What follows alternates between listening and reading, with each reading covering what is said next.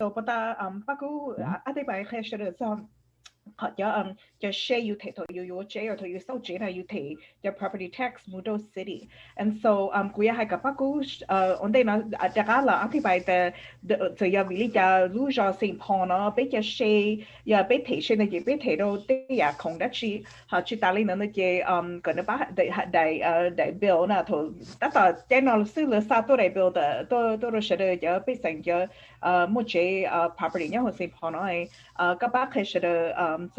bill. So I'm asking Paku to talk a little bit about the property tax, what's on a property tax bill, and as the capital city, what makes St. Paul different? Because there's a couple of unique things about the city.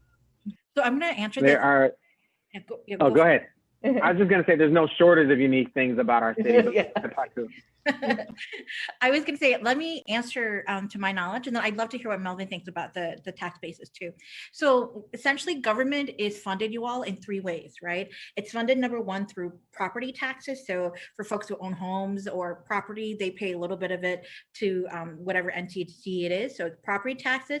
It's also funded through sales tax, right? So you go in, you buy something at a store, blah, blah, blah. You get a little bit of sales tax that goes into the coffers. And we all know that some states have sales tax, some states don't. So just generally, there's four ways. So number one, property tax. Number two, sales tax. Number three is some type of individual income tax. And it's broken up into the state level and to the federal level. So when it comes to the city government, right, the local government relies on the first thing, property taxes. It relies on sales taxes. And then it does rely on a combination of this individual tax that actually comes through the state. And then at the state level, they actually reallocate that money proportionally to the cities. And it's called LGA, or local government aid.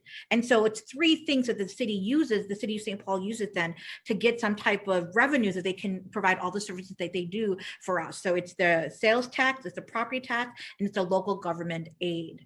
But we probably, as residents of St. Paul, interact with of the three. We probably interact mostly with the property taxes, right? Because on one level, the local government aid, that's something that we pay to the state or the federal government, right? So it's kind of like out of sight, out of mind. And with the sales tax, it's something that's normalized. We pay it all around, so we're not thinking about it. But like you said, Terry, every year we get that tax bill, and it says very clearly, this is your property taxes. This is the value of your house. You're like, oh my God, I thought my house was worth more. And it goes down. And a lot of times I think people don't understand how to read it, but they do understand that, wow, this is a property tax. And so I think of all the different ways that that the city gets revenues, we are most shocked because it's the most unusual is the property taxes. And I know that in the past couple of years, there are a couple of things that the property tax has actually been increasing or can increase because maybe there's a school referendum for the local school district, right? Or maybe there's, there was maybe an assessment done on your street and you're improving your street. So you got taxed and you see all of that on the property tax bill. And I think that's why it's alarming for people.